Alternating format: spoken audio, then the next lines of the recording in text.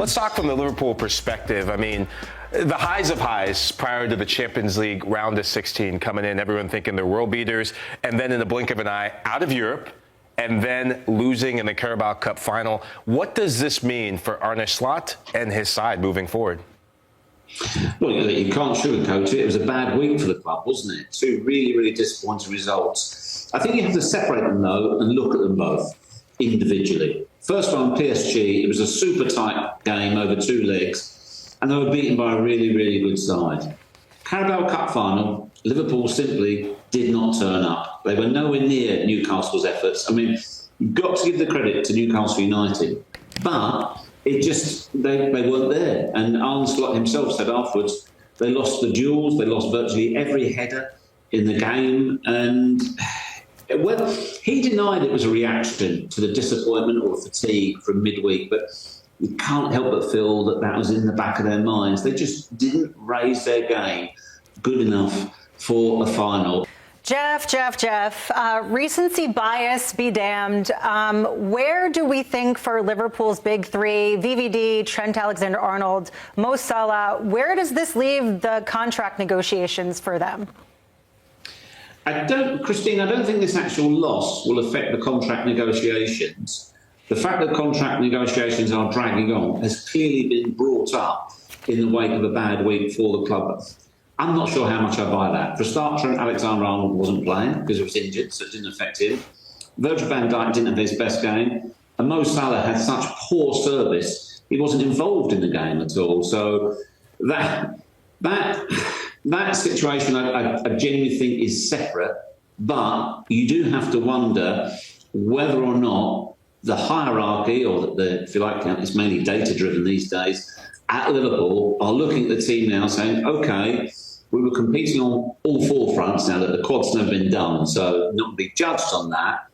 But to go out of those 2 competitions in that fashion, maybe this game highlighted where they need to strengthen elsewhere. But if you said to me, if they need to strengthen, but at the same time, if they could keep all 3, would they?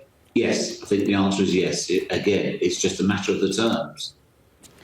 Jeff, in terms of where they might need to strengthen, do you think that Liverpool are turning their heads a little bit toward picking up another 9 that could really do a job, or highlighting any other areas that maybe you think they want to reinforce?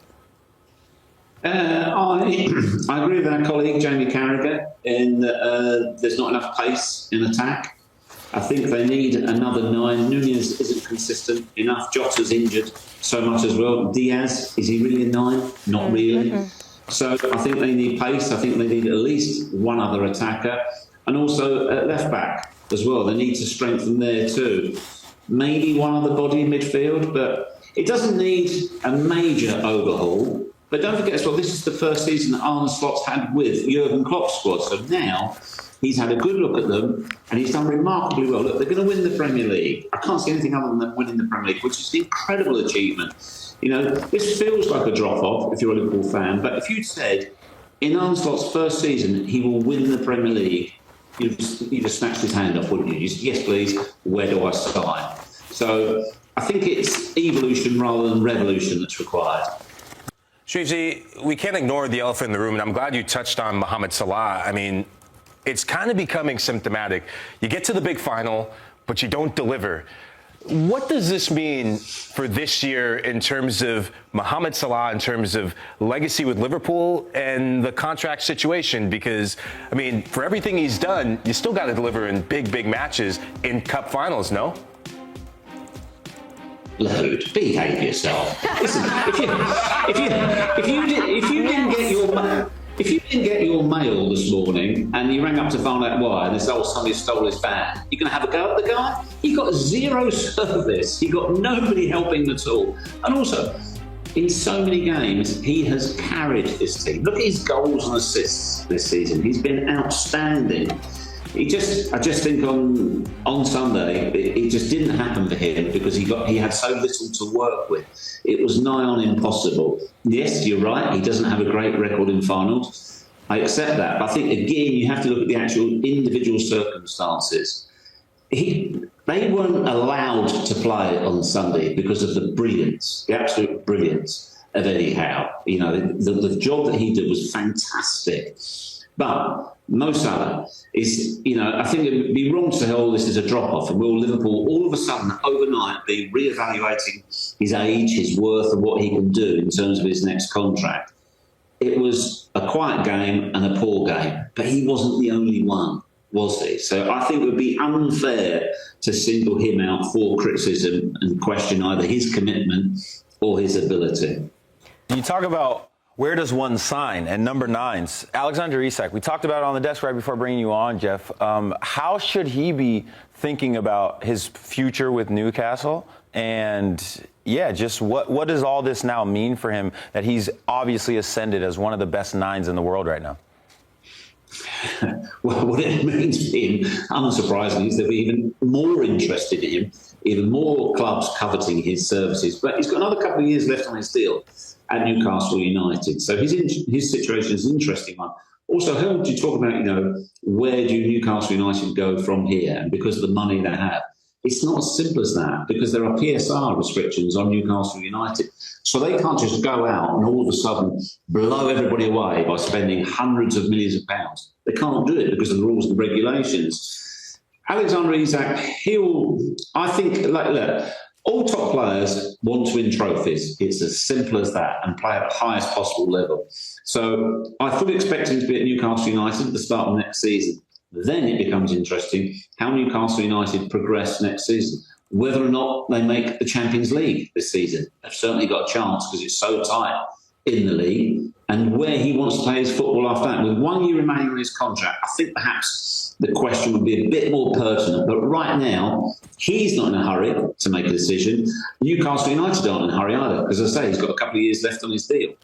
I think he should stay in Newcastle. I selfishly would love him to move to Arsenal, but Arsenal need a 9. Lahoud? Yeah, he should go nowhere. This is a project, like I said, is built for the long term. You don't have that many good number 9s in world football, let alone the Premier League. He's one of the 2 best strikers. I think he's the best right now. Build around him, like you said, and you will get Champions League football. Or go get a bag, or go get more bags. If they don't make Champions League, though, from a player's perspective, you're gonna, if you have the opportunity to go to a team that's for sure in Champions League, and you can potentially even fight for a treble or something like that, that's where you're going. I understand from a club perspective, they're not going to want to let him go. But from a player's perspective, you're going to want to dip. There's somebody else I really want to talk about whose stock went way up. How sustainable do you think this project is for the long term to make Newcastle true Premier League contenders?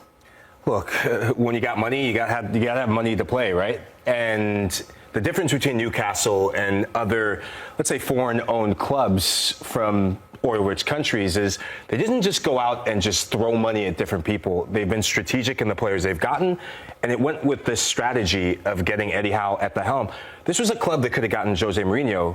Remember the interview where he said, Newcastle's been my favorite club since I was 12 years old. You're lying out of his teeth, right? Yeah, everyone's favorite. They're my favorite club, too, right? If Newcastle came knocking. Defender of Jose. Yeah, they're my favorite club. But they didn't go Jose Mourinho. They didn't go the big name. They went the smart hire. And it starts with that hire in Eddie Howe. And then you look at some of the pieces they bring in. Kieran Trippier wins La Liga with Atleti, so they get leadership as a cornerstone. But in that number 9 position, they get Alexander Isak. So this has been a progression from season to season. But it starts with getting the most important piece, which is Eddie Howe, who right now we have to talk about him as one of the best managers in world football, not just the Premier League, given the resources in terms of players that he's had, the project he's building, and the bright future they have.